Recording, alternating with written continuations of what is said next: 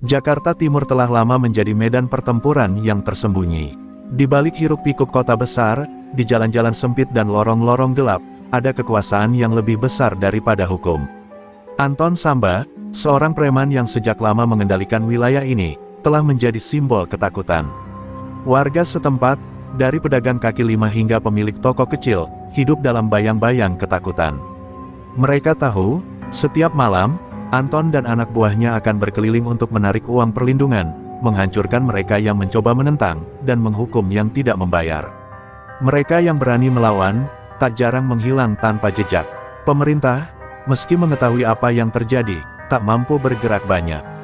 Korupsi yang merajalela di antara aparat setempat menjadi kendala utama. Anton menggunakan kedekatannya dengan beberapa pejabat untuk melindungi dirinya. Di balik layar, Anton menyewa polisi bayaran, mengancam, dan memeras. Orang-orang tak punya pilihan selain berpasrah pada takdir. Di sebuah warung kecil yang tersembunyi di sudut Jakarta Timur, seorang ibu muda bernama Siti menatap layar televisi dengan cemas. Berita pagi itu menyebutkan tentang maraknya aksi premanisme di wilayah tersebut. Salah satu korban baru saja ditemukan tergeletak di pinggir jalan, tubuhnya penuh luka dan darah. Semua orang tahu siapa yang bertanggung jawab, Anton Samba. Namun, tidak ada yang berani berbicara, apalagi melapor.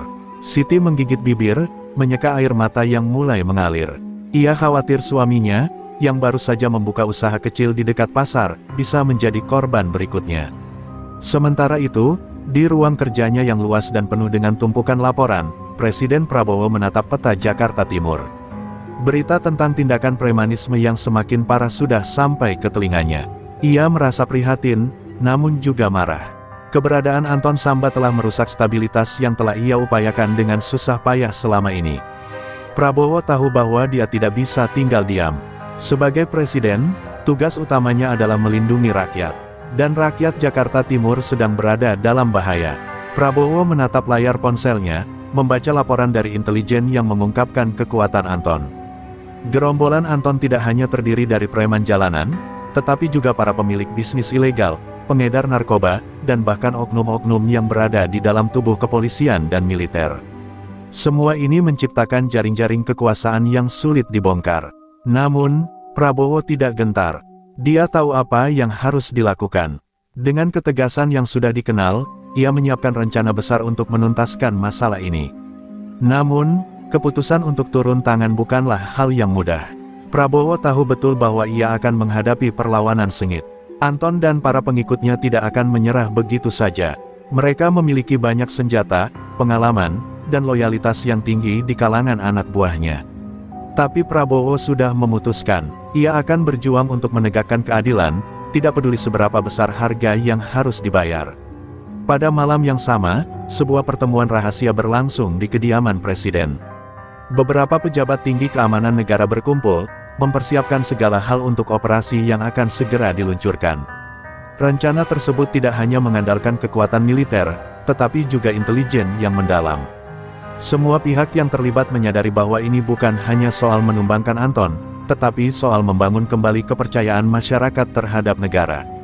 Di luar sana, di jalan-jalan Jakarta Timur yang penuh dengan kegelisahan, Anton tidak tahu bahwa waktunya sudah hampir habis.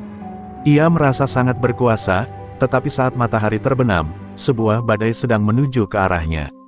Sebuah pertempuran besar yang akan menentukan nasibnya, serta masa depan Jakarta Timur.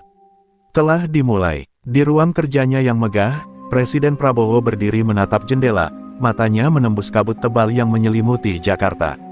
Ia tahu, keputusan yang akan diambil malam ini akan menentukan arah negara ini. Sudah cukup lama Jakarta Timur terjebak dalam cengkeraman premanisme yang tak terjamah. Tetapi kini, masalah itu bukan lagi hanya masalah lokal, itu adalah tantangan untuk martabat dan kekuatan negara. Prabowo, dengan tegas, memanggil kepala kepolisian, komandan TNI, dan beberapa petinggi intelijen untuk merumuskan langkah yang akan mengakhiri kekuasaan Anton. Indonesia tak akan bisa maju jika kita membiarkan penyakit ini berkembang, kata Prabowo, suara tegasnya menggema di ruangan. Kita akan mengirimkan pesan yang jelas. Tidak ada tempat bagi orang seperti Anton di negara ini. Jangan hanya berpikir tentang menangkapnya, kita harus menghancurkan jaringan ini hingga ke akar-akarnya. Kepala Kepolisian Nasional, Jenderal Dedi mengangguk serius. Kami akan siapkan pasukan, Pak. Semua intel telah diaktifkan. Kami akan memetakan seluruh jaringan Anton dalam waktu cepat, jawabnya, meski kekhawatiran terlihat jelas di matanya. Anton bukanlah musuh biasa, ia bukan hanya seorang preman. Ia adalah simbol perlawanan terhadap sistem yang sudah lama dibiarkan berjalan dengan caranya sendiri. Komandan TNI, Letnan Jenderal Firman, yang selama ini dikenal dengan taktik operasional militer yang cermat, menambahkan, kami juga akan mengerahkan pasukan gabungan untuk melumpuhkan kekuatan Anton. Kita akan berikan serangan mendalam, cepat, terorganisir, dan tanpa kompromi. Namun, Firman tahu, hal itu akan mengundang pertumpahan darah, dan bahkan bisa merenggut nyawa banyak orang tak berdosa. Prabowo memandang mereka semua, lalu menatap layar ponselnya yang menunjukkan foto Anton beserta jaringannya. Ia menyadari betul bahwa bukan hanya Anton yang harus dihancurkan, tetapi juga sistem yang mendukungnya. Anton mungkin akan kita temui dalam beberapa hari ke depan, tapi ingat, jangan biarkan ini hanya menjadi masalah Jakarta Timur. Ini adalah ancaman nasional, tegas Prabowo. Sementara itu, di Jakarta Timur, Anton Samba sedang merayakan keberhasilannya memeras beberapa pengusaha kecil yang baru saja membuka warung di dekat pasar. Ia tertawa dengan puas, merasa dirinya tak terkalahkan. Namun, di balik ketenangannya, ada rasa cemas yang perlahan merayap. Ada kabar burung bahwa pemerintah mulai memperhatikan aktivitasnya. Sebuah bisikan di lorong gelap mengatakan bahwa ada yang mendekat. Anton tahu, waktunya mungkin sudah hampir habis. Tapi dia tidak akan menyerah begitu saja. Dia memiliki banyak sekutu, dan selama ini, mereka telah membuktikan diri sebagai benteng terakhir yang tidak mudah diterobos. Tiba-tiba, seorang anak buahnya berlari masuk, wajahnya pucat. Bos, ada yang aneh. Beberapa pejabat yang biasa melindungi kita mulai menjauh. Ada orang-orang dari pusat yang mulai menyelidiki kita.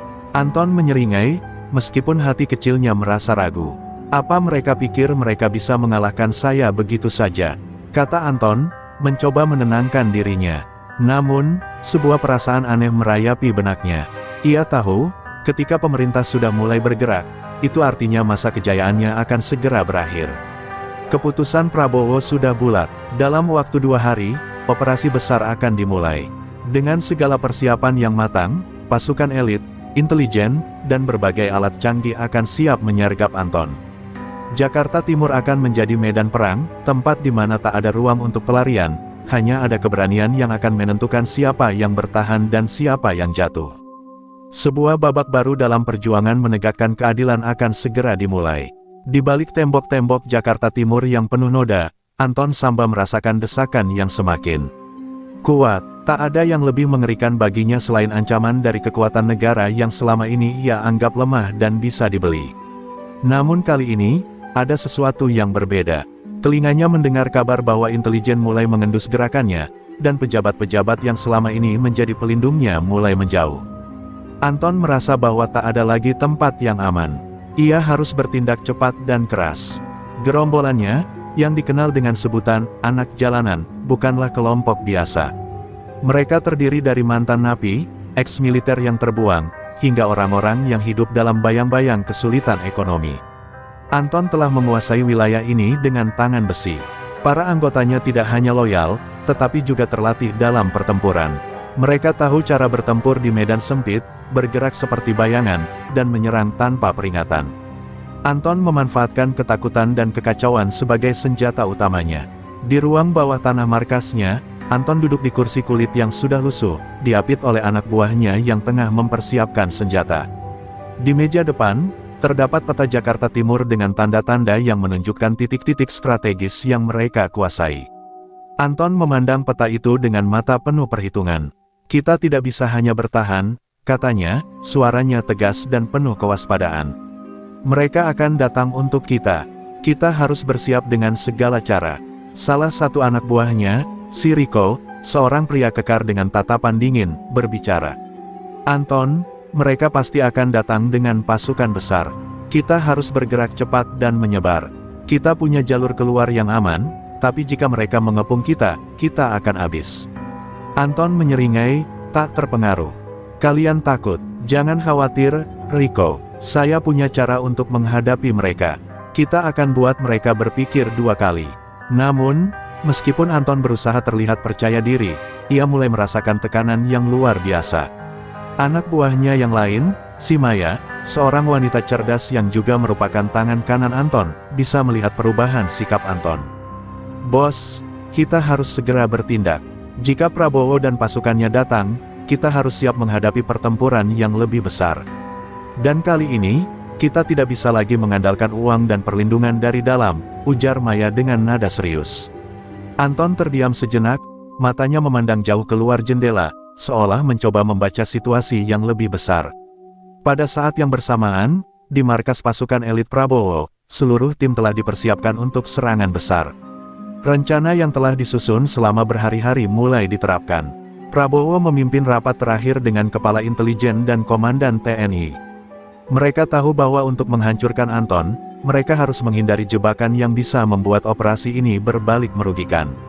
Semua pasukan diberi perintah untuk bergerak secara terkoordinasi, dengan rencana untuk menyapu bersih setiap tempat yang dikuasai Anton dan para pengikutnya. Prabowo, meskipun terkesan tenang di luar, merasakan ketegangan yang semakin meningkat. Hanya beberapa hari lagi, operasi ini akan dimulai. Ia tahu bahwa pertempuran yang akan terjadi bukan hanya tentang menangkap Anton, tetapi tentang meruntuhkan jaringan kejahatan yang telah merusak banyak kehidupan. Baginya, ini adalah sebuah misi moral, untuk menegakkan hukum dan membawa kedamaian bagi rakyat. Sementara itu, Anton semakin terpojok. Ia tidak bisa bersembunyi selamanya. Waktu yang dia miliki semakin menipis. Ia harus memilih antara bersembunyi dan mencoba melarikan diri, atau bertempur habis-habisan melawan kekuatan yang lebih besar dari dirinya. Namun, seperti biasa, Anton tidak pernah menyerah begitu saja. Ia merencanakan balasan yang lebih cerdik dan berbahaya, bertekad untuk menunjukkan bahwa meskipun dunia sekitarnya mulai runtuh, dia masih memiliki daya juang yang tak bisa diremehkan. Selama berhari-hari, operasi intelijen yang dipimpin oleh tim Prabowo berlangsung dengan hati-hati dan penuh perhitungan. Setiap langkah mereka diawasi, setiap informasi dipertimbangkan dengan cermat. Warga Jakarta Timur yang selama ini terjebak dalam ketakutan mulai merasakan adanya perubahan. Beberapa dari mereka yang telah lama hidup dalam bayang-bayang Anton mulai menerima tawaran untuk memberikan informasi. Ada yang memberitahu tentang persembunyian Anton, ada yang menceritakan jaringan distribusi senjata yang dikuasai anak buahnya. Semua informasi itu diterima dengan teliti oleh tim intelijen, yang berusaha mengumpulkan potongan-potongan puzzle yang tersembunyi.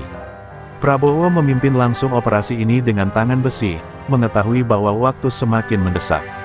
"Kita tidak bisa membiarkan mereka tahu kita sudah dekat," katanya kepada timnya. "Mereka harus merasa aman, mereka harus berpikir kita masih jauh. Tapi kita harus bergerak cepat." Perintah itu memberikan gambaran jelas akan tekad Prabowo, ini adalah perang yang harus dimenangkan, tak peduli berapa banyak nyawa yang harus dipertaruhkan. Setiap agen intelijen, pasukan TNI, dan polisi dikerahkan ke titik-titik strategis di Jakarta Timur, menunggu momen yang tepat untuk bergerak.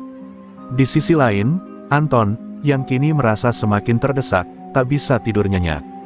Hatinya penuh kekhawatiran, ada yang tidak beres, gumamnya, menatap layar ponselnya yang menampilkan berita tentang patroli besar yang dilakukan aparat di sekitar wilayahnya. Anton memerintahkan anak buahnya untuk mencari tahu lebih lanjut. Beberapa informasi yang diterimanya bahkan membuatnya merasa semakin terpojok. Ada desas-desus bahwa intelijen pemerintah telah memetakan seluruh pergerakannya. Bahkan, beberapa orang yang sebelumnya mendekatinya mulai menjauh. Anton tahu, meskipun ia berusaha mengelak, saat ini ia tengah menghadapi musuh yang tidak bisa disuap atau digertak. Maya, yang semakin merasakan ketegangan itu, mencoba menenangkan Anton. "Bos, kita masih punya kekuatan. Kami sudah menyiapkan jalur keluar, jika kita harus melarikan diri, kita bisa kabur keluar kota. Tapi kita harus pastikan mereka tidak tahu," katanya, mencoba mencari jalan keluar.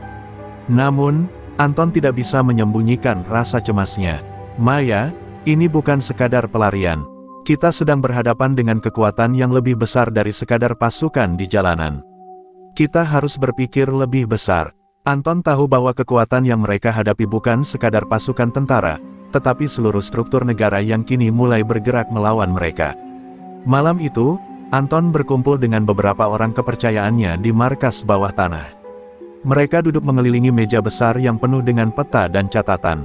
Kita tidak bisa terus bersembunyi, kata Anton, suaranya berat dan penuh kecemasan. Mereka akan datang, dan jika kita tidak siap, kita akan hancur. Salah satu anggota gerombolannya yang lebih muda, Rico, dengan penuh semangat mengusulkan serangan balik. Kita serang mereka dulu, ambil kendali atas beberapa titik strategis di kota, buat mereka panik. Mereka pasti tidak akan bisa menanggapi serangan besar. Anton menatap Rico dengan tajam, berpikir sejenak, dan akhirnya menggeleng. Tidak, kita tidak bisa bermain-main dengan ini. Ini bukan permainan. Mereka tahu kita sudah terlacak. Di luar markas Anton, gerakan pasukan Prabowo semakin terlihat jelas. Mereka mengerahkan kekuatan penuh untuk menembus pertahanan Anton dengan strategi yang cermat. Pasukan elit TNI yang dipimpin langsung oleh Letnan Jenderal Firman, sudah menguasai beberapa titik penting. Rencananya, mereka akan memulai serangan pada saat yang sangat menentukan, ketika Anton merasa paling aman. Tidak ada ruang untuk kelalaian. Semua telah direncanakan dengan sangat teliti, dan saat itu tiba, Anton tidak akan punya banyak pilihan selain melawan atau menyerah. Namun, meskipun pasukan Prabowo siap menyerang, mereka tahu bahwa mereka harus memastikan satu hal, bahwa Anton dan jaringannya tidak memiliki kesempatan untuk melarikan diri atau menghancurkan bukti-bukti penting yang mereka kumpulkan selama ini. Itulah sebabnya, setiap langkah mereka harus dilakukan dengan ketepatan dan kecermatan. Setiap keputusan yang diambil pada malam itu bisa berarti hidup atau mati bagi banyak orang. Sementara itu, Anton semakin terdesak. Aku harus mencari jalan keluar sebelum semuanya terlambat, pikirnya. Namun di balik semua rencananya, Anton tahu bahwa ia tidak bisa bersembunyi selamanya. Keputusan besar akan datang malam itu. Mungkin ini adalah pertarungan terakhirnya, dan jika dia kalah, Jakarta Timur akan menjadi simbol kehancuran kekuasaannya. Malam itu, suasana Jakarta Timur terasa aneh. Ketegangan merayap di udara, seolah setiap langkah yang diambil bisa berakhir dengan ledakan. Di markas bawah tanah, Anton duduk di kursinya, tangan menggenggam erat pisau yang biasa dia gunakan untuk intimidasi. Wajahnya tampak gelisah, meskipun ia berusaha tampil tenang. Sejak tadi malam, dia merasa ada yang salah. Suasana hening ini tidak bisa menipu dirinya, sesuatu yang lebih besar sedang bergerak mendekat. Dinding-dinding markas terasa semakin sempit. Ada bisikan di antara anak buahnya yang semakin cemas. Maya berdiri di samping Anton, matanya memandangi peta Jakarta Timur yang penuh dengan garis-garis merah menandakan titik-titik strategis mereka. Bos, kita harus segera bergerak. Mereka sudah hampir sampai, katanya dengan nada yang lebih keras daripada biasanya. Anton menghela napas panjang. Semua rencana yang sudah disiapkan bertahun-tahun, semua kekuatan yang dibangun dari ketakutan dan kekerasan, kini berada di ujung tanduk. Aku tidak akan menyerah begitu saja, gumamnya. Mereka tidak tahu siapa aku, siapa kita. Kita masih bisa melawan. Di luar markas, pasukan Prabowo bergerak dengan ketelitian yang sempurna. TNI dan kepolisian telah bergerak ke setiap titik yang telah ditentukan. Letnan Jenderal Firman memimpin serangan pertama, dengan unit elit yang bersembunyi di antara gedung-gedung tinggi. Mereka tahu bahwa Anton akan berusaha melarikan diri ke tempat yang lebih aman jika diberi kesempatan. Namun, Firman tidak memberikan ruang bagi Anton untuk bernafas. Serangan pertama dimulai dengan serentetan suara tembakan di beberapa titik kritis. Pasukan yang sudah disebar bertindak cepat, memotong jalur pelarian Anton. Prabowo memantau jalannya operasi melalui layar komputer di ruang komando. Wajahnya serius, matanya tidak beranjak dari layar, meskipun di dalam hatinya, ia tahu bahwa ini bukan hanya tentang menangkap Anton, ini tentang menghentikan segala bentuk kejahatan yang telah merusak Jakarta Timur. Setiap detik yang berlalu semakin mendekatkan mereka pada tujuan, namun ketegangan tetap terasa. Kita harus memastikan tidak ada yang lolos, katanya dengan suara datar, namun penuh dengan kekuatan. Anton merasakan getaran gemuruh yang semakin dekat. Mereka sudah datang, kata Maya dengan panik, matanya berkeliling mencari tanda-tanda pasukan Prabowo. Anton bangkit dari kursinya, wajahnya berubah. Kita tidak bisa lagi bersembunyi. Rico, siapkan semua orang. Kita harus keluar dan melawan mereka langsung. Rico dan beberapa anak buahnya segera mempersiapkan senjata. Mereka tahu, malam ini bukan hanya sekedar pertempuran biasa. Ini adalah pertarungan hidup dan mati. Namun, sebelum Anton bisa bergerak lebih jauh, pintu markas terbuka dengan keras. Pasukan elit TNI yang telah menyusup ke dalam markas tiba dengan kecepatan yang memukau. Tembakan pertama terdengar, menyentak semua orang di ruangan itu. Anton dan anak buahnya segera menarik senjata mereka, berusaha bertahan. Ledakan kecil terdengar di luar, pasukan telah memblokir semua jalan keluar. Mereka terperangkap, jangan biarkan siapapun melarikan diri. Teriak Letnan Jenderal Firman melalui pengeras suara, suaranya menggelegar. Anton merasa nafasnya semakin sesak. Segala usaha untuk melarikan diri, bahkan bersembunyi, kini sia-sia. Pasukan Prabowo telah mengepungnya dengan sangat rapat. Jalanan Jakarta Timur, yang dulunya dipenuhi ketakutan oleh Anton, kini dipenuhi oleh pasukan negara yang lebih terorganisir dan lebih kuat. Di luar, pertempuran sengit terjadi di seluruh wilayah.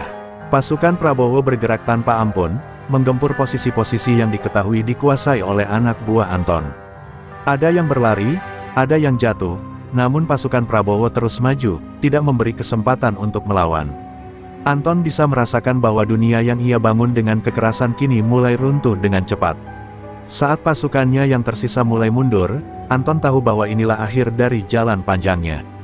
Namun ia masih bertahan, menolak menyerah meski semua harapan tampak hilang. Ketegangan di markas bawah tanah itu semakin mencekam. Anton berdiri di tengah ruangan, matanya menyapu seluruh tempat yang kini dipenuhi oleh pasukan Prabowo.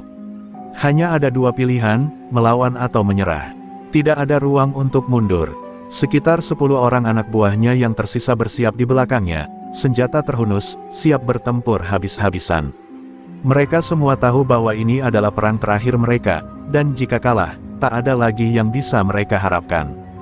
Di luar markas, suara tembakan dan ledakan terus bergemuruh, menambah intensitas ketakutan yang semakin melanda hati Anton.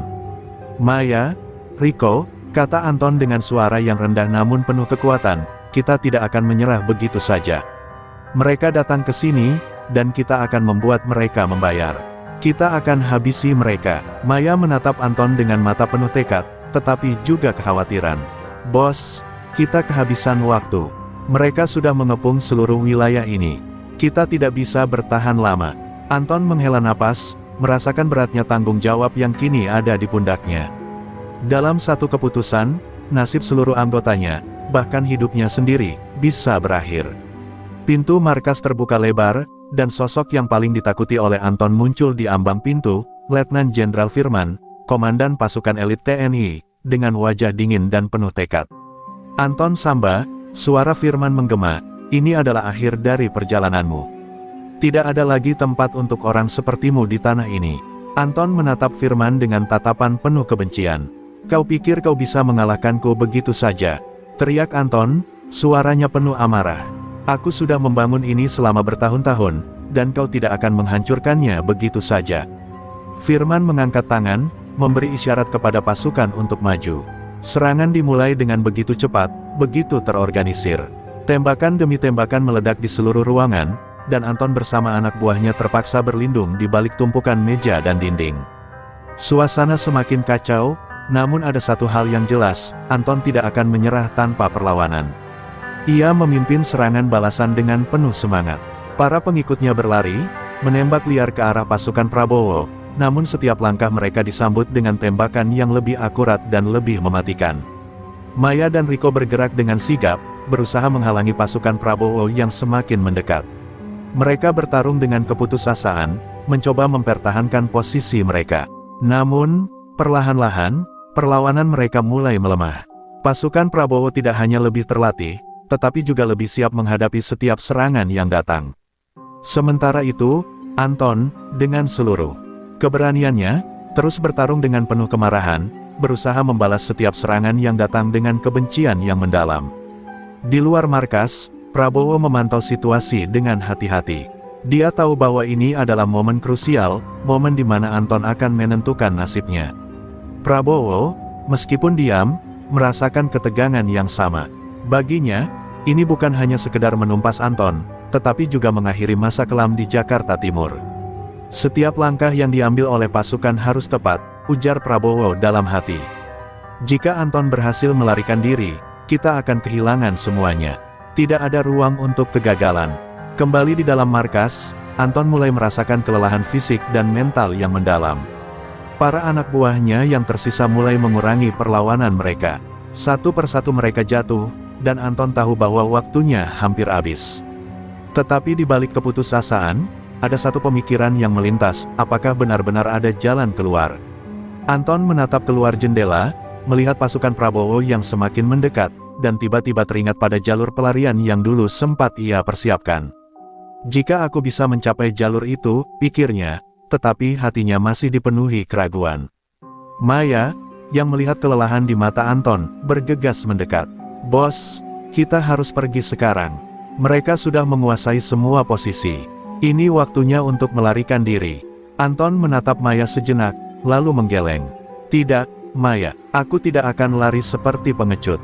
Namun, sesaat setelah kata-kata itu keluar dari mulutnya, Anton merasakan sebuah letusan yang sangat dekat, ledakan yang mengguncang seluruh markas. Pasukan Prabowo sudah semakin dekat. Kini, Anton harus memutuskan, bertarung habis-habisan atau memilih untuk menyerah. Ledakan yang mengguncang markas Anton membuat seluruh tempat itu bergetar hebat. Seakan-akan, dunia yang telah dibangunnya selama bertahun-tahun kini mulai runtuh. Pasukan Prabowo sudah berada di setiap sudut, memojokkan Anton dan anak buahnya. Anton merasa darahnya berdesir, perasaan yang sulit dijelaskan, perasaan diambang kematian. Pikirannya terputus-putus, namun satu hal yang jelas, ia tidak akan menyerah tanpa perlawanan. Kalian pikir kalian bisa mengalahkan aku begitu saja? Teriaknya, suaranya penuh amarah dan kebencian. Maya, yang berdiri di sampingnya, melihat raut wajah Anton yang mulai tampak putus asa. Bos, ini sudah terlalu jauh. Kita tidak bisa terus bertarung seperti ini. Mereka lebih banyak, lebih kuat, katanya, hampir memohon. Tetapi Anton tidak mendengarkan. Ia meraih senjata yang tersisa di tangannya, matanya menyala dengan semangat yang tak ingin padam. Aku tidak akan mati begitu saja. Kalau aku jatuh, kalian juga ikut. Tapi jika aku masih punya kesempatan, aku akan meruntuhkan kalian semua. Anton menghardik. Setiap kata keluar dengan kekuatan yang luar biasa, seolah ia masih berjuang untuk hidup meskipun segala harapan hampir hilang. Dengan tangan yang gemetar, Anton melangkah maju, menembakkan senjatanya ke arah pasukan Prabowo yang semakin mendekat. Setiap tembakan yang dilepaskan terasa seperti pertaruhan terakhir. Beberapa anak buahnya masih bertahan, tetapi mereka mulai terlihat kelelahan, beberapa bahkan terluka. Sementara itu, pasukan Prabowo semakin memfokuskan serangan mereka. Mereka tahu bahwa ini adalah momen penentuan, dan mereka harus mengakhiri semuanya malam ini. Serangan mereka semakin terarah, semakin kejam, seiring waktu yang semakin mendesak. Rico, yang sejak tadi mendekati Anton, berbisik dengan penuh rasa takut, "Bos, kita harus pergi sekarang. Ini sudah gila." Tetapi Anton, yang matanya terfokus pada pasukan yang semakin banyak, hanya menggelengkan kepalanya. Tidak ada yang akan kabur malam ini, Rico. Ini adalah perang habis-habisan. Namun di dalam hatinya, Anton tahu bahwa kekalahan sudah hampir pasti. Tetapi kebanggaan yang ada dalam dirinya membuatnya enggan untuk mundur. Letnan Jenderal Firman, yang sejak awal memimpin pasukan Prabowo, telah mempersiapkan langkah terakhir. Ia tahu bahwa Anton adalah sosok yang keras kepala, dan jika dibiarkan, ia bisa menjadi ancaman yang lebih besar.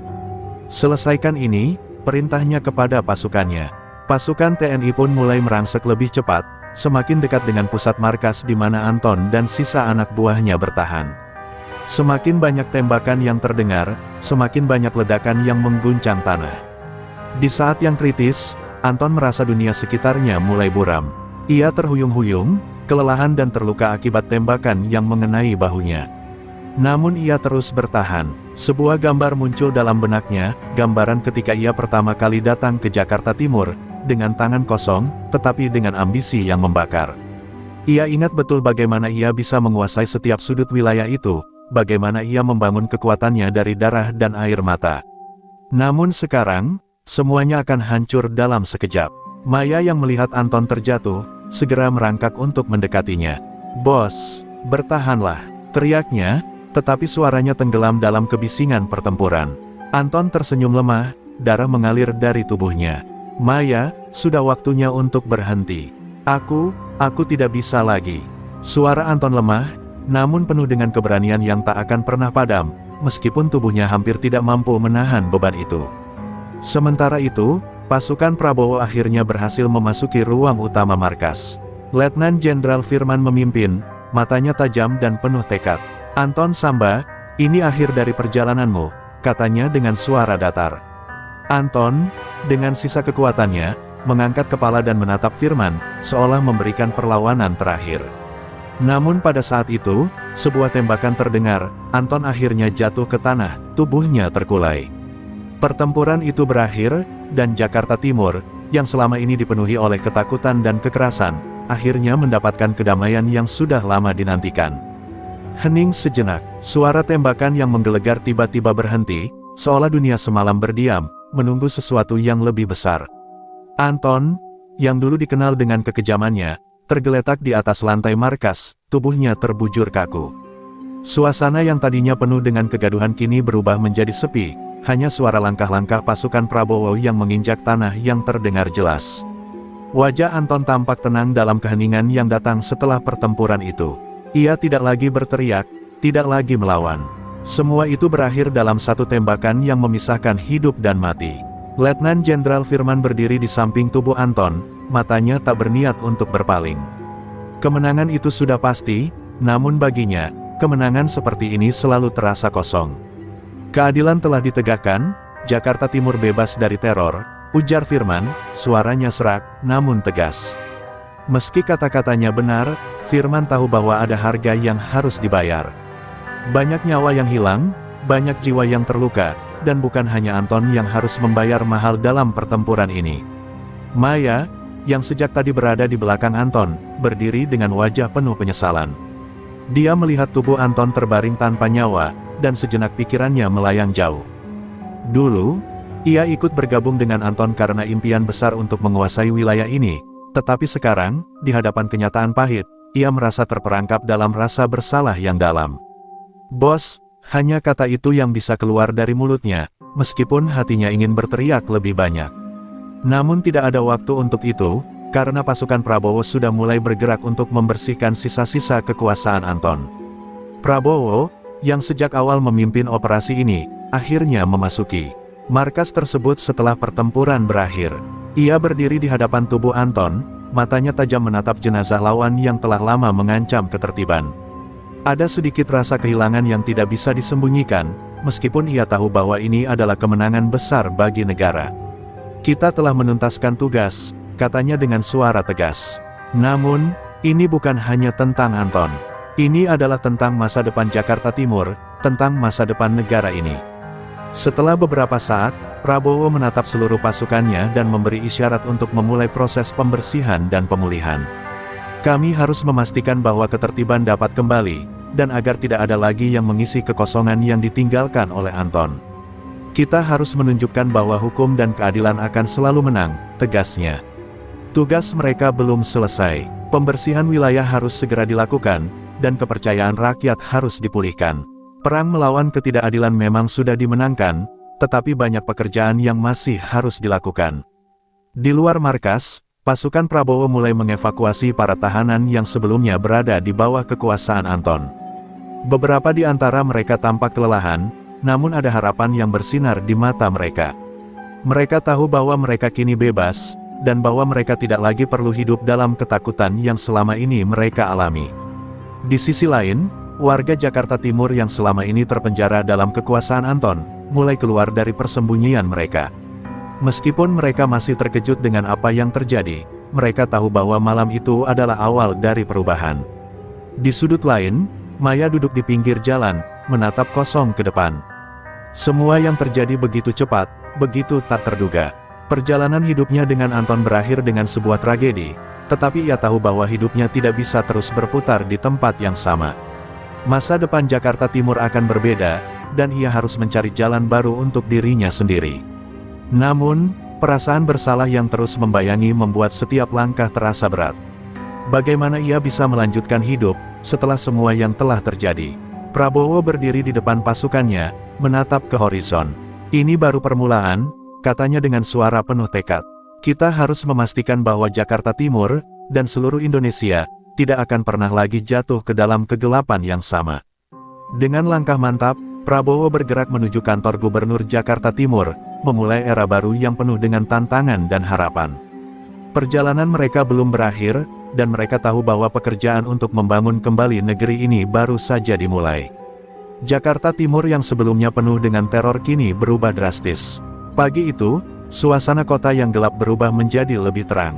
Namun, meskipun sinar matahari mulai menyinari jalan-jalan yang sebelumnya dipenuhi ketakutan, bayang-bayang masa lalu masih menghantui. Pasukan Prabowo mulai melakukan pembersihan secara menyeluruh, namun masih ada banyak luka yang harus disembuhkan. Di setiap sudut, para warga mulai berani keluar rumah, namun mereka masih melihat dengan ragu, masih ada ketidakpastian yang mengendap di hati mereka. Maya, yang sejak pertempuran itu kembali bersembunyi, merasa cemas. Tidak hanya karena masa depan yang tidak jelas, tetapi juga karena rasa bersalah yang terus menghantui dirinya. Ia telah kehilangan banyak hal, kepercayaan, teman-teman, dan bahkan dirinya sendiri. Ia merasa seolah-olah terjebak di antara dua dunia, dunia lamanya bersama Anton yang kini telah hancur, dan dunia baru yang mulai dibangun oleh Prabowo dan pasukannya. Dalam hatinya, ia tahu bahwa Jakarta Timur harus bangkit, tetapi ia juga tidak tahu apakah ia bisa menjadi bagian dari kebangkitan itu. Sementara itu, di ruang pemerintahan yang baru dibentuk, Prabowo bersama timnya mulai merencanakan langkah-langkah penting untuk membangun kembali wilayah ini. Ia berdiri di depan peta Jakarta Timur, menganalisis setiap area yang terdampak, dan memikirkan bagaimana cara terbaik untuk memulihkan kota ini. Kita harus menata ulang pemerintahan, memastikan bahwa hukum ditegakkan dengan adil, kata Prabowo, suara berat namun penuh keyakinan. Keamanan adalah prioritas, tetapi pendidikan, kesehatan, dan pekerjaan juga harus menjadi fokus utama. Ini adalah waktu untuk memperbaiki apa yang sudah rusak. Namun, meskipun banyak rencana yang disusun, tantangan terbesar yang dihadapi Prabowo adalah mengembalikan rasa percaya dari masyarakat. Selama bertahun-tahun, warga Jakarta Timur hidup dalam ketakutan, dengan kekerasan dan kejahatan yang merajalela. Kepercayaan mereka terhadap pemerintah hampir tidak ada. Prabowo tahu bahwa untuk memulihkan Jakarta Timur, ia harus membangun hubungan yang lebih kuat dengan rakyatnya. Mungkin saja, ini akan menjadi perjalanan yang panjang dan penuh rintangan, namun ia siap menghadapi setiap tantangan. Maya akhirnya memutuskan untuk keluar dari persembunyian. Ia tahu bahwa tinggal di bayang-bayang tidak akan menyelesaikan masalah, dan bahwa ia harus berhadapan dengan kenyataan. Ia berjalan menyusuri jalan-jalan Jakarta Timur, melihat perubahan yang mulai terjadi. Pembangunan mulai berjalan, dan warga mulai kembali bekerja. Namun, hati Maya tidak bisa sepenuhnya merasa tenang. Ia tahu bahwa ada banyak hal yang harus diperbaiki, dan ia tidak yakin apakah ia bisa menjadi bagian dari proses pemulihan ini. Di sebuah tempat terbuka, Maya bertemu dengan seorang wanita tua yang duduk di pinggir jalan. Wanita itu menatapnya dengan tatapan yang penuh kebijaksanaan. Kau tahu, anak muda, meskipun gelap menyelimuti kota ini, selalu ada harapan untuk yang berani mencari cahaya, kata wanita tua itu dengan suara lembut. Maya terdiam, meresapi setiap kata yang diucapkan wanita itu. Baginya, ini adalah sebuah peringatan, bahwa meskipun ia telah terperangkap dalam kegelapan, masih ada jalan keluar jika ia mau mencarinya. Maya akhirnya memutuskan untuk bertemu dengan Prabowo. Ia tahu bahwa untuk mencari jalan baru, ia harus berbicara dengan orang yang kini memegang kendali atas masa depan Jakarta Timur. Namun, ketika ia sampai di ruang kerja Prabowo, ia merasakan ketegangan yang berbeda. Prabowo duduk di kursinya, tatapannya tajam dan penuh pemikiran. Maya menarik napas dalam-dalam sebelum akhirnya berbicara. Saya ingin membantu. Saya tahu saya salah di masa lalu, tapi saya ingin menebusnya, katanya dengan penuh ketulusan. Prabowo menatap Maya lama, seolah-olah membaca setiap kata yang keluar dari mulutnya. Ia tahu bahwa banyak orang seperti Maya yang terjebak dalam lingkaran kekerasan dan ketakutan, dan meskipun ia tidak bisa mengubah masa lalu mereka, ia masih bisa memberi kesempatan untuk masa depan.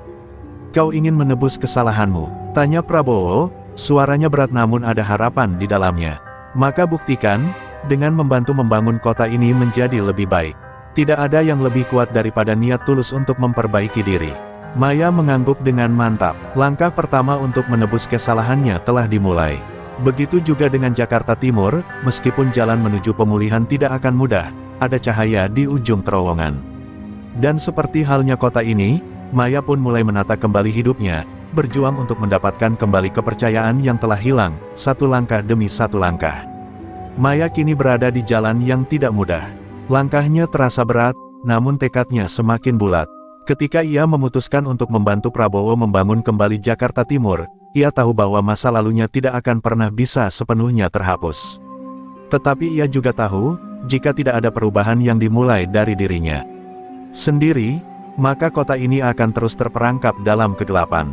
Setiap hari, ia terlibat dalam berbagai program pemulihan, dari membantu mengatur distribusi bantuan kepada warga yang kehilangan rumah hingga bekerja dengan anak-anak yang kehilangan orang tua mereka akibat kekerasan. Namun, meskipun perubahan kecil mulai terasa, perasaan ragu terus menggelayuti hatinya. Dalam setiap langkah, ia masih merasa terasing dari orang-orang yang dulu ia pimpin. Warga Jakarta Timur yang sebelumnya mengenalnya sebagai bagian dari kelompok Anton, kini menatapnya dengan curiga. Mereka tidak tahu apakah ia benar-benar berubah, atau hanya berusaha mencari kedamaian setelah kekalahan besar. Maya memahami rasa curiga itu. Ia tahu bahwa untuk bisa diterima kembali, ia harus lebih dari sekedar kata-kata. Tindakannya yang tulus harus membuktikan segalanya. Di sisi lain, Prabowo juga merasakan beban berat yang tidak tampak oleh banyak orang. Membangun kembali sebuah wilayah yang telah lama dikuasai oleh kekerasan dan ketakutan bukanlah hal yang mudah. Ia menghadapi banyak tantangan, terutama dalam membangun kepercayaan masyarakat yang sudah lama hancur. Ini lebih dari sekedar proyek pembangunan, kata Prabowo suatu hari ketika berbicara dengan timnya. Ini adalah tentang memulihkan jiwa orang-orang yang telah terluka. Jika mereka tidak merasa aman, maka semua yang kita lakukan akan sia-sia. Dalam rapat yang diadakan di ruang kerja Prabowo, Maya berada di sudut ruangan, menyimak setiap pembicaraan. Kali ini, pembicaraan berfokus pada rehabilitasi para mantan anggota kelompok Anton. Banyak dari mereka yang kini menjadi korban kekerasan, terperangkap dalam hidup yang penuh ketakutan, kehilangan arah setelah pemimpin mereka jatuh. Prabowo tahu bahwa menangani mereka adalah hal yang paling sulit, tetapi ia juga tahu bahwa memberikan kesempatan kedua adalah satu-satunya jalan untuk membangun perdamaian yang sejati. Kita tidak bisa hanya memenjarakan mereka, kata Prabowo tegas. Mereka butuh pemulihan, bukan hanya hukuman. Maya merasa ada beban besar di pundaknya ketika Prabowo meminta bantuan untuk menangani kasus para mantan anggota Anton. Ia tahu bahwa banyak di antara mereka yang mengenalnya dan mungkin menganggapnya sebagai pengkhianat, namun ia juga paham bahwa ini adalah kesempatan untuk benar-benar berubah. Maya, kamu tahu betul bagaimana cara mereka berpikir, kata Prabowo dengan nada serius. Kamu bisa membantu mereka menemukan jalan keluar dari kegelapan. Kamu tahu betapa beratnya kehilangan arah, dan itu adalah bagian dari perjalanan kita semua. Maya mulai mendekati mantan anak buah Anton yang kini berada di pusat rehabilitasi. Salah satu dari mereka, seorang pria bernama Damar, tampak gelisah. Wajahnya penuh dengan penyesalan, namun matanya juga menunjukkan ketakutan yang dalam. Kau, Maya, tanyanya dengan suara ragu, seolah-olah tidak percaya bahwa orang yang pernah menjadi bagian dari kekuasaan Anton kini berdiri di hadapannya. Maya hanya mengangguk pelan, berusaha menunjukkan ketulusan. Saya tahu kalian merasa terperangkap. Saya dulu seperti kalian, Damar, jawab Maya dengan suara lembut namun penuh keyakinan. Tetapi sekarang, kita punya kesempatan untuk memulai lagi. Jangan sia-siakan kesempatan ini. Melihat Maya berbicara dengan para mantan anggota Anton, Prabowo merasa ada harapan baru yang lahir. Perubahan memang tidak mudah, dan perjalanan panjang masih menanti. Tetapi dalam diri Maya, ia melihat seorang wanita yang telah berjuang melawan dirinya sendiri, yang berani menghadapi masa lalu untuk membangun masa depan yang lebih baik. Ini adalah jalan yang penuh dengan tantangan, Maya, kata Prabowo suatu malam saat mereka berbicara. Namun aku percaya, dengan langkahmu, kita semua bisa keluar dari bayang-bayang gelap. Seiring berjalannya waktu, Maya semakin bisa diterima oleh masyarakat. Meskipun masih ada yang meragukannya, banyak yang mulai melihat perjuangannya untuk memperbaiki kesalahan-kesalahannya. Jakarta Timur, meskipun jauh dari sempurna, mulai menunjukkan tanda-tanda kebangkitan. Dengan setiap senyuman anak-anak yang kini bisa bersekolah kembali, Dengan setiap rumah yang dibangun dari puing-puing, Maya merasa ada secercah harapan yang akhirnya datang. Seperti halnya kota ini, ia pun mulai membangun kembali hidupnya, sedikit demi sedikit, dengan keyakinan bahwa kebaikan bisa tumbuh dari tempat yang paling gelap sekalipun.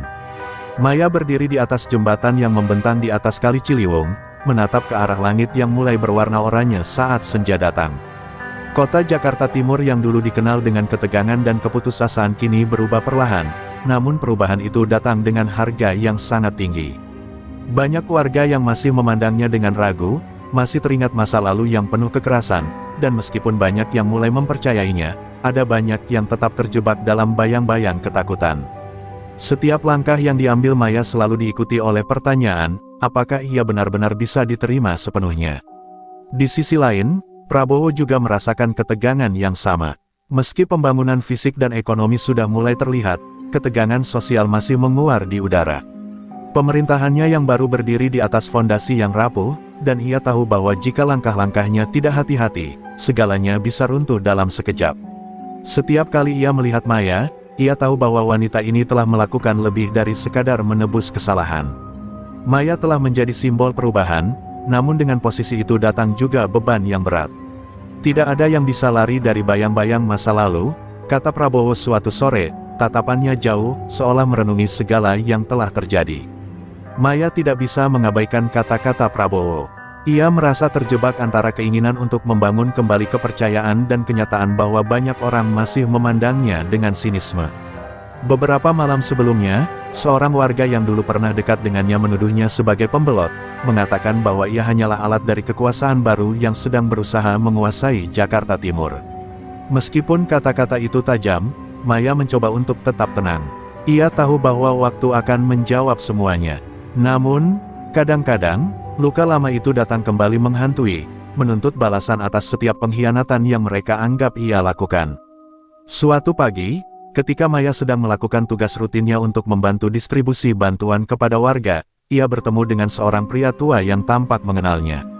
Pria itu, dengan wajah keriput dan mata yang tajam, mendekat dan menatap Maya sejenak, lalu berbicara dengan suara yang berat. "Kau sudah berubah, Maya. Tapi apakah kota ini akan pernah benar-benar berubah?" Tanyanya dengan penuh kebimbangan. Maya terdiam, merasa terpojok dengan pertanyaan itu. "Saya hanya bisa berusaha," jawabnya pelan, "tapi saya yakin perubahan dimulai dari kita, bukan dari kata-kata." Namun, tidak semua orang bersedia memberi kesempatan.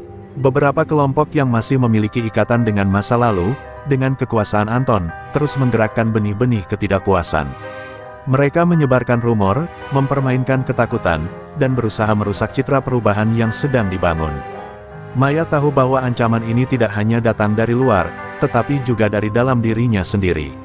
Terkadang, bayang-bayang masa lalu datang menghantui, menggoyahkan keyakinannya, dan membuatnya meragukan apakah ia bisa bertahan dalam perjalanan ini. Di sebuah pertemuan tertutup antara Prabowo dan timnya, ketegangan mulai terasa. Meskipun kondisi fisik Jakarta Timur mulai pulih, ketegangan sosial semakin memuncak. Kelompok-kelompok tertentu yang terdesak mulai melakukan perlawanan sembunyi-sembunyi, menghasut rakyat untuk kembali ke jalan kekerasan dan pemberontakan. Prabowo tahu bahwa ini adalah ujian besar. "Kita harus waspada," katanya dengan suara serius. "Perubahan ini tidak hanya membutuhkan kekuatan fisik, tetapi juga hati yang tulus. Jika kita gagal memberi harapan, kita akan kehilangan segalanya." Maya yang mendengarkan percakapan itu merasa ada tanggung jawab besar yang harus dipikulnya. Ia tahu bahwa tidak bisa hanya mengandalkan Prabowo untuk menghadapi ancaman ini.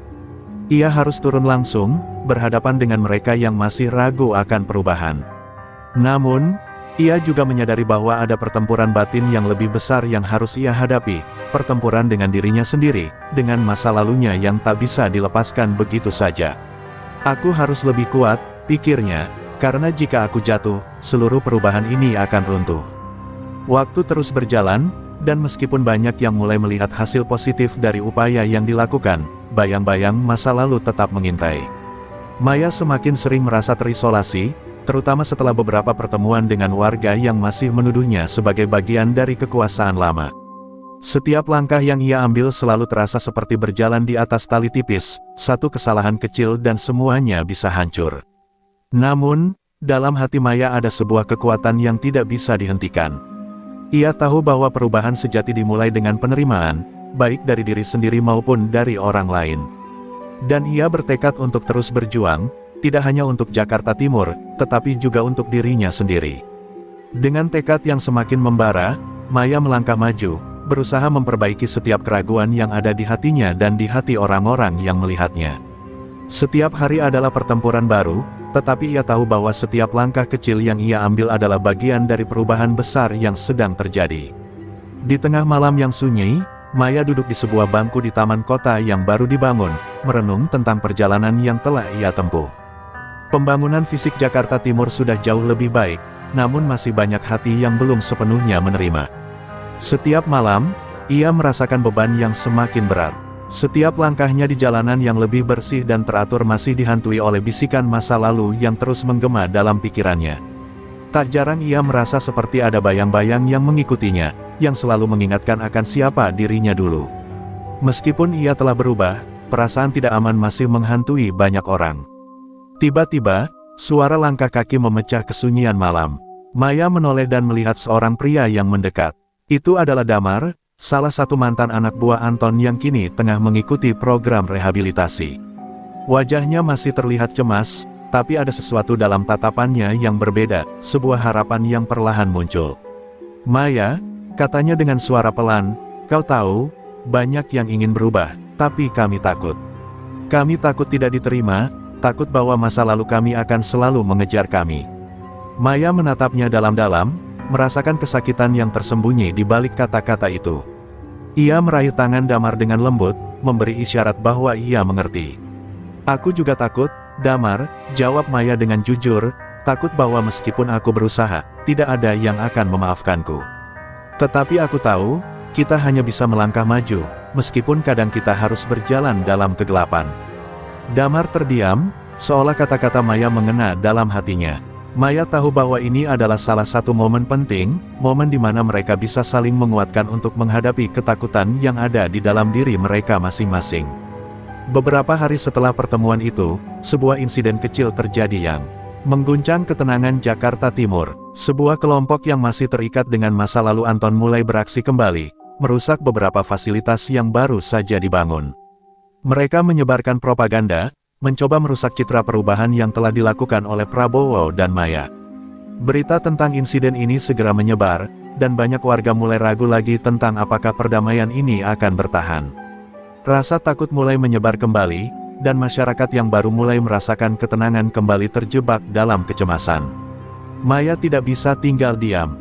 Ia tahu bahwa jika situasi ini dibiarkan, maka Jakarta Timur akan kembali terjerumus dalam kekacauan. Ia memutuskan untuk bertemu dengan Prabowo, menyampaikan segala kekhawatiran yang ada di hatinya. "Kita tidak bisa membiarkan ini berlarut-larut," kata Maya dengan nada tegas. "Jika kita tidak segera mengambil langkah nyata, semua yang kita perjuangkan akan runtuh. Kita harus menunjukkan bahwa ini adalah kota yang baru, yang bebas dari kekerasan." Prabowo mendengarkan dengan serius, wajahnya penuh ketegangan. "Kau benar, Maya. Tetapi kita juga harus berhati-hati. Kita tidak bisa mengalah pada ketakutan mereka, tapi kita juga tidak bisa memperburuk keadaan dengan tindakan yang gegabah." Maya mengangguk, merasakan beban tanggung jawab yang semakin berat. Ia tahu bahwa untuk memenangkan pertempuran ini, mereka harus mengatasi ketakutan, baik dari luar maupun dari dalam. "Kita perlu melibatkan masyarakat lebih dalam," kata Maya, matanya berbinar dengan keyakinan. "Kita harus menunjukkan kepada mereka bahwa perubahan ini bukan hanya milik kita, tapi milik mereka semua.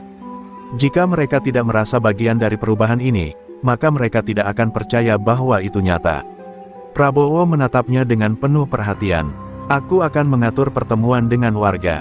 Kita akan menyatukan mereka, memberikan mereka suara dalam proses ini." Hari berikutnya, pertemuan besar diadakan di lapangan utama Jakarta Timur. Maya berdiri di atas panggung, menatap kerumunan yang telah berkumpul. Beberapa wajah tampak skeptis, tetapi ada juga yang terlihat penuh harapan. Maya mulai berbicara, suaranya menggema di udara yang tegang. "Saya tahu banyak di antara kalian yang merasa ragu, yang masih terperangkap dalam ketakutan dan kebingungan. Tapi saya ingin kalian tahu, kami semua berada di sini untuk membangun kota ini bersama-sama. Saya tahu saya tidak sempurna, dan saya tahu kita semua punya luka dari masa lalu.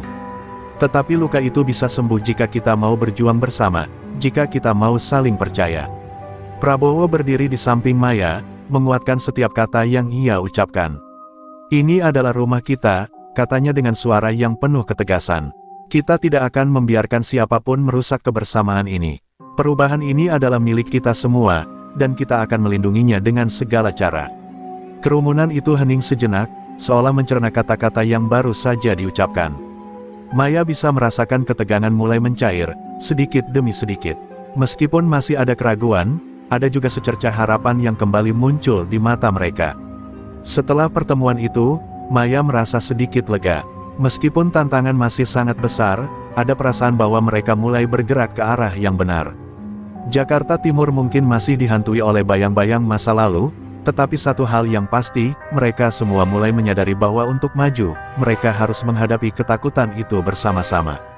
Dan dengan setiap langkah, meskipun sulit, Maya tahu bahwa mereka akan menemukan jalan untuk keluar dari kegelapan. Hari-hari berlalu, dan meskipun ada sedikit kemajuan, bayang-bayang kekerasan dan ketidakpercayaan masih mencengkeram Jakarta Timur. Warga yang mulai terbuka dengan perubahan kini harus berhadapan dengan kenyataan pahit, ketegangan sosial yang mengalir deras di antara mereka. Maya merasa, meski banyak yang ingin melupakan masa lalu, ada banyak juga yang terjebak dalam kegelapan itu. Setiap hari terasa lebih berat, dan terkadang ia merasa seolah tidak ada titik terang yang nyata di ujung terowongan. Maya tidak bisa menutup mata terhadap kenyataan ini.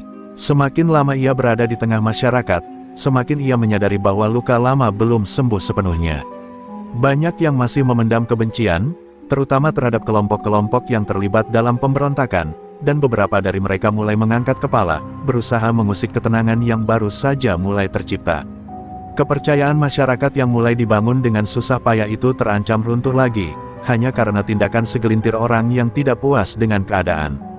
Suatu malam, ketika Maya tengah meninjau posko bantuan, seorang anak muda mendekatinya. Wajahnya penuh ketegangan, matanya mengisyaratkan sesuatu yang tidak bisa ia ungkapkan. "Maya," katanya dengan suara parau, "kami tahu apa yang sedang terjadi. Beberapa dari kami masih ingin bertarung, masih ingin merebut apa yang dulu kita miliki.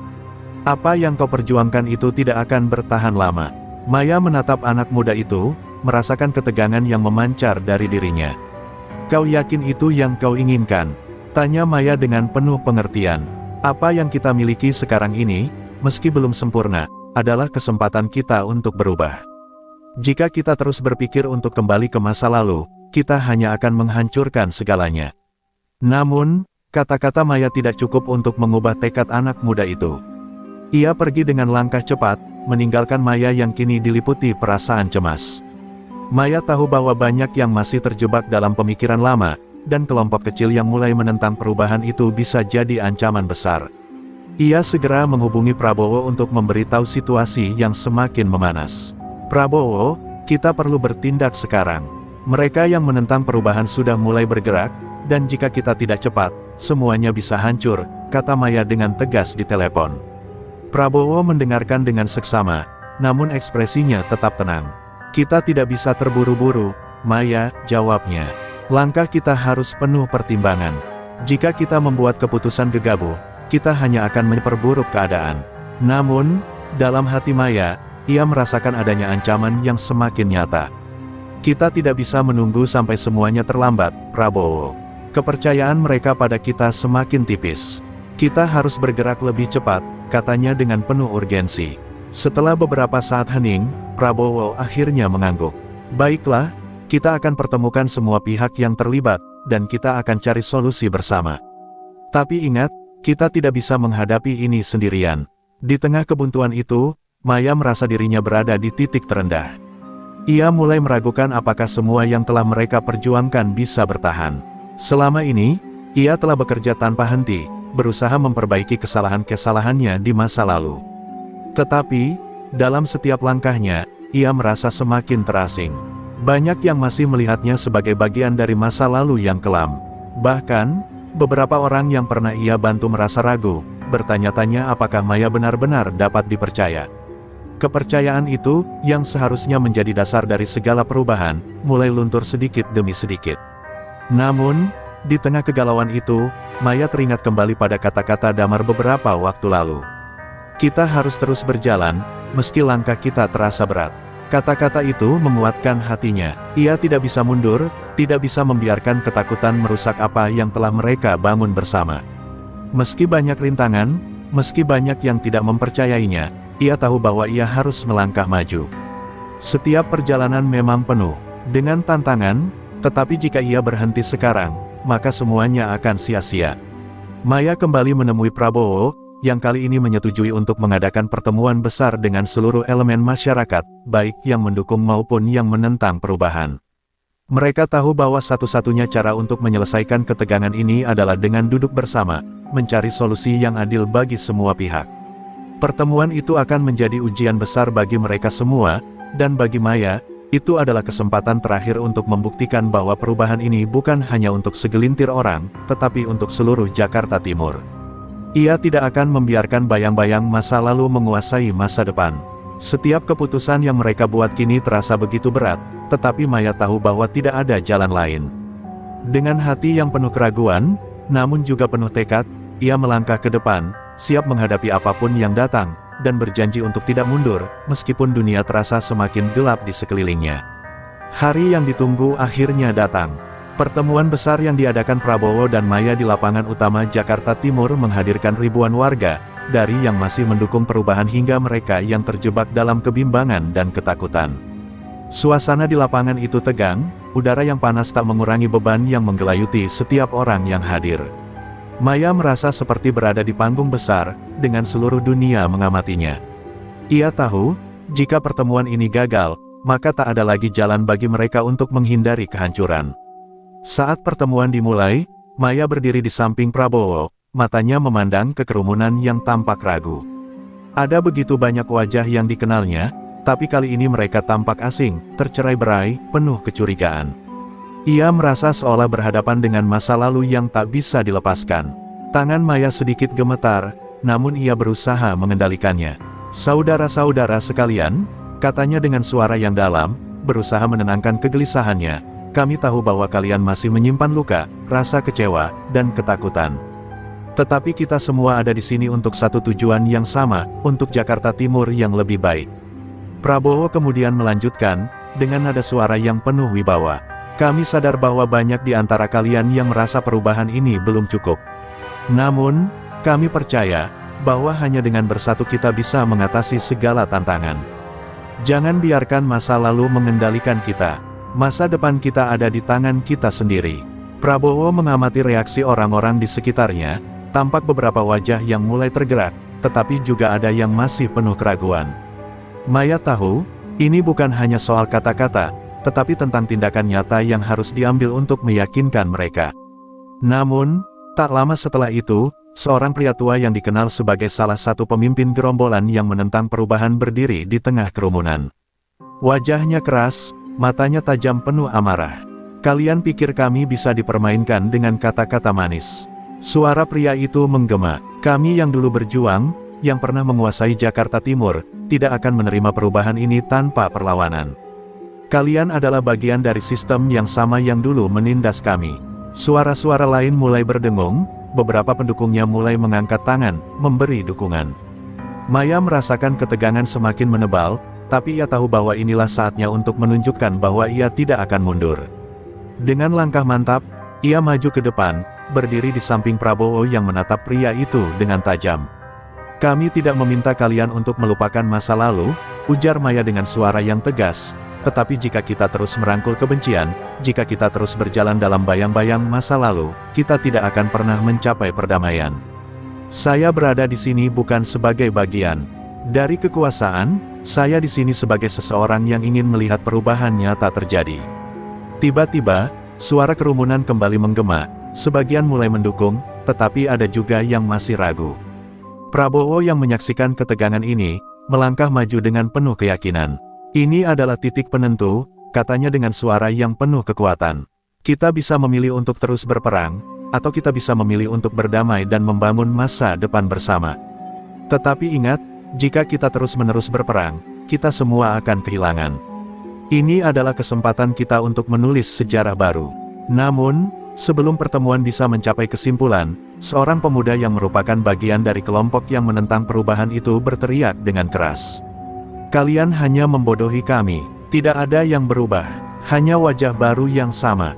Kata-kata itu menyebar dengan cepat, menyulut ketegangan di seluruh lapangan. Beberapa orang mulai berbicara dengan suara tinggi, seolah siap untuk kembali ke jalan kekerasan. Maya bisa merasakan ketakutan yang muncul di wajahnya, namun ia tidak bisa mundur sekarang. Dengan keteguhan yang semakin kuat, Maya mengangkat tangan, meminta perhatian dari kerumunan yang mulai kacau. Jika kalian ingin terus berjuang, kami akan melawan dengan cara kami, dengan kedamaian dan kerja keras. Tapi jika kalian memilih untuk berdamai, mari kita bangun bersama-sama. Mari buktikan bahwa kita bisa mengubah segalanya. Saya tidak bisa menjanjikan segalanya akan sempurna, tapi saya bisa janji bahwa kami akan berjuang untuk kalian, untuk Jakarta Timur, untuk masa depan kita semua. Maya berbicara dengan hati yang penuh harapan, berharap bahwa kata-katanya bisa menembus dinding ketakutan dan kebencian yang ada di hati mereka. Keheningan yang mencekam menyelimuti lapangan itu. Beberapa orang mulai mengangguk, ada yang menghapus air mata, dan beberapa mulai bergerak mendekati Maya dan Prabowo. Di tengah kebingungan, ketegangan, dan perlawanan, ada secercah harapan yang mulai terlihat. Jakarta Timur mungkin belum sepenuhnya bebas dari bayang-bayang masa lalu, namun perubahan, meski penuh perjuangan, sudah mulai terbentuk. Apa yang mereka hadapi bukan hanya ancaman dari luar, tetapi juga pertempuran batin yang lebih besar. Apakah mereka akan memilih untuk terus hidup di dalam bayang-bayang atau akhirnya keluar menuju cahaya? Keputusan itu akhirnya diambil, dan Jakarta Timur, meskipun tidak sepenuhnya tenang, mulai merasakan perubahan yang belum pernah terjadi sebelumnya. Namun, bagi Maya dan Prabowo, perasaan lega itu hanya sementara. Meski kerumunan di lapangan mulai menerima ajakan perdamaian, di balik itu, ada hati yang masih terluka, dan kekuatan lama yang tak mau begitu saja menyerah. Mereka yang memilih untuk berperang dalam diam mulai merancang perlawanan yang lebih terselubung. Konflik ini belum berakhir. Bagi sebagian orang, kemenangan yang dicapai melalui kesepakatan adalah kekalahan yang tak bisa diterima. Maya merasakan beratnya keputusan yang mereka buat. Ia terjaga larut malam, merenung tentang kata-kata yang pernah diucapkan pria tua di lapangan, bahwa mereka yang menentang perubahan tak akan berhenti begitu saja. Kalian akan tahu siapa kami sebenarnya, kata-kata itu terus bergaung di benaknya. Di tengah malam yang sepi, Maya merasa sebuah ancaman yang tak terlihat mulai mendekat, seperti bayangan yang mengintai dari kejauhan. Ia tahu, ini bukanlah akhir, tetapi hanya sebuah awal dari perjalanan yang lebih panjang dan lebih sulit. Kepercayaan masyarakat kepada mereka mulai terpecah. Di satu sisi, banyak yang mulai merasakan kedamaian, tetapi di sisi lain, ada juga yang meragukan ketulusan perubahan ini. Banyak yang merasa terancam oleh kebijakan yang dibawa oleh Prabowo dan Maya. Mereka yang dulu hidup dalam ketakutan dan kekuasaan gelap mulai merancang strategi baru, dan Maya tahu bahwa mereka akan segera kembali menghadapi cobaan yang jauh lebih berat. Ia tidak bisa menutup mata terhadap kenyataan bahwa meskipun mereka telah mengambil langkah besar, banyak musuh yang bersembunyi di balik bayang-bayang, menunggu waktu yang tepat untuk menyerang.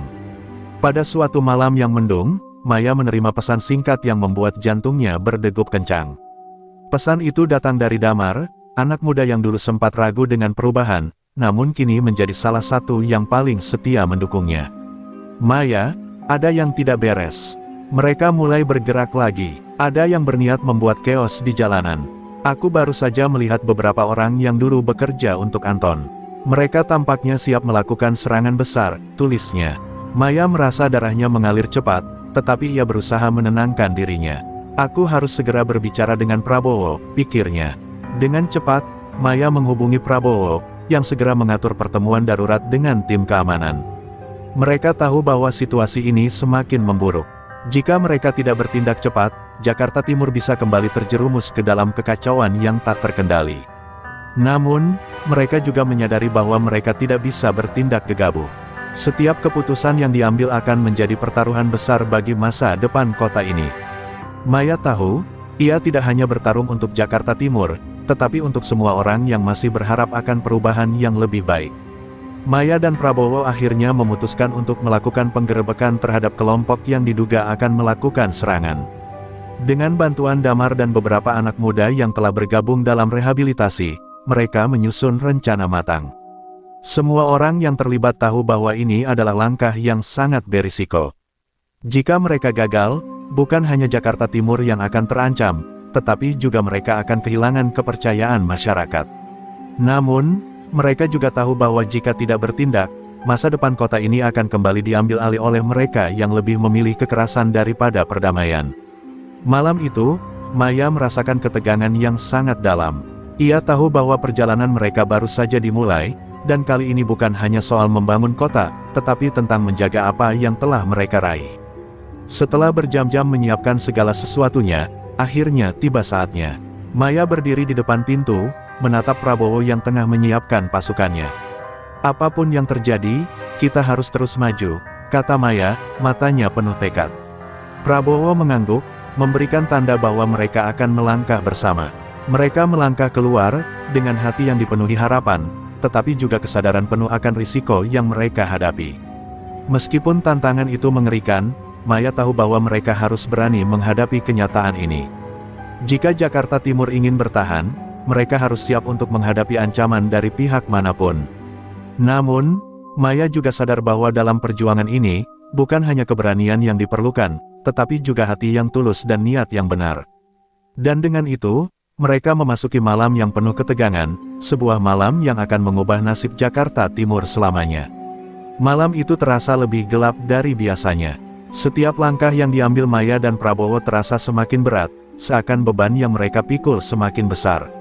Rencana penggerebekan telah disusun dengan hati-hati, namun tidak ada yang bisa memprediksi apa yang akan terjadi selanjutnya. Ketegangan yang tercipta di Jakarta Timur seakan memuncak, dan malam ini akan menjadi ujian besar bagi mereka semua. Jika mereka gagal, semuanya akan hancur. Masyarakat yang telah memberi mereka kepercayaan akan kembali merasa dikhianati. Maya menatap Prabowo dengan tatapan penuh tekad. "Kita tidak bisa mundur sekarang, Prabowo. Jika kita menyerah, semua yang telah kita bangun akan sia-sia," katanya dengan suara serak. Prabowo hanya mengangguk, namun ekspresinya tetap tenang. Ia tahu betul bahwa langkah ini adalah pilihan terakhir mereka untuk menjaga kedamaian yang mulai terbentuk. "Kita akan berhasil, Maya. Jika kita bertindak dengan hati-hati, kita akan menang," jawab Prabowo dengan keyakinan yang terlihat jelas di wajahnya. Namun di dalam hati Maya, keraguan masih mengintai. Dunia yang mereka bangun begitu rapuh, dan satu langkah salah bisa membuat semuanya runtuh. Malam semakin larut, dan mereka akhirnya sampai di lokasi yang sudah disepakati. Beberapa anak muda yang telah bergabung dalam operasi ini berdiri berjaga di sekitar gedung yang mereka curigai sebagai tempat berkumpulnya kelompok yang akan menyerang. Suasana mencekam, hanya suara desiran angin yang terdengar, namun di balik itu, ada bisikan ketakutan yang menguar. Maya bisa merasakan udara malam yang dingin menusuk kulit, seolah memperingatkan mereka akan bahaya yang mengintai. "Kita harus bergerak cepat," ujar Maya, mencoba mengusir perasaan cemas yang semakin membesar. Dengan sigap, tim yang dipimpin oleh Maya dan Prabowo mulai bergerak. Mereka memasuki gedung dengan hati-hati, langkah mereka terkontrol dan penuh perhatian. Setiap suara, setiap gerakan, seakan menjadi ancaman yang bisa menggagalkan operasi mereka. Saat mereka memasuki ruangan utama, Maya merasakan suasana yang tidak biasa. Ada sesuatu yang ganjil, seakan ada rencana yang lebih besar yang sedang mereka hadapi. "Ini terlalu mudah," bisik Maya pada Prabowo, "sepertinya mereka sudah tahu kita akan datang." Prabowo mengerutkan kening, tetapi tidak berkata apa-apa. Mereka terus maju, meskipun perasaan tidak nyaman semakin menghantui mereka. Tiba-tiba, suara tembakan terdengar memecah kesunyian. Beberapa pasukan yang berada di depan terjatuh ke tanah, diserang dari balik bayangan. Ketegangan yang sempat mereda kembali meledak dengan kekerasan yang luar biasa. Maya terkejut, namun instingnya langsung beraksi.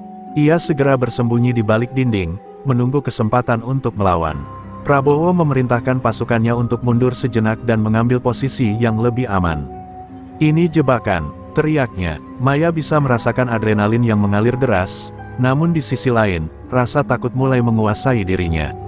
Mereka tidak hanya menghadapi kelompok yang menentang mereka, tetapi juga menghadapi sebuah jaringan yang jauh lebih besar. Saat mereka mundur ke posisi yang lebih aman, Maya menyadari bahwa mereka terjebak. Ruangan itu dipenuhi dengan suara ledakan dan tembakan yang menghujani dinding. Waktu seakan berhenti, dan setiap detik terasa seperti 100 tahun. Di dalam kerumunan, Maya bisa melihat wajah-wajah yang penuh kemarahan. Beberapa di antaranya adalah orang-orang yang pernah ia bantu, yang kini kembali pada jalur kekerasan. "Maya," teriak Damar dari ujung ruangan. "Kita harus keluar dari sini. Ini bukan hanya serangan fisik, ini serangan untuk menghancurkan semangat kita." Maya menatapnya dengan mata penuh kekecewaan, namun ia tahu, Damar benar. Jika mereka terus berjuang di sini, semuanya akan berakhir tragis. Maya memandang Prabowo yang kini berdiri dengan tegap, menatap ke arah pintu keluar yang hanya beberapa langkah lagi. "Kita harus mundur, Prabowo. Mereka siap menghadapi kita dengan segala cara," kata Maya dengan suara penuh penyesalan. "Kami tidak bisa terus bertarung di sini, kita harus menemukan jalan keluar." Prabowo mengangguk, namun ada sesuatu dalam sorot matanya yang menunjukkan bahwa ia sudah memikirkan sesuatu yang lebih besar. "Tidak, Maya," jawabnya dengan suara keras, "ini adalah saat yang tepat untuk melawan. Kita tidak bisa menyerah sekarang. Jika kita mundur, mereka akan tahu kita takut. Jakarta Timur membutuhkan kita, kita tidak bisa menyerahkan semuanya begitu saja." Dengan tekad yang semakin kuat, Maya tahu bahwa ia harus membuat keputusan besar. Pertarungan ini bukan hanya tentang hidup dan mati, tetapi tentang apa yang akan terjadi setelahnya. Dalam hening yang mencekam itu, Maya menyadari bahwa meskipun mereka berjuang untuk mengubah masa depan, mereka juga harus siap menghadapi kenyataan bahwa perubahan itu akan datang dengan harga yang sangat mahal. "Mari kita lanjutkan," kata Maya, suara penuh keberanian. "Jika kita harus berjuang sampai titik darah penghabisan, kita akan melakukannya."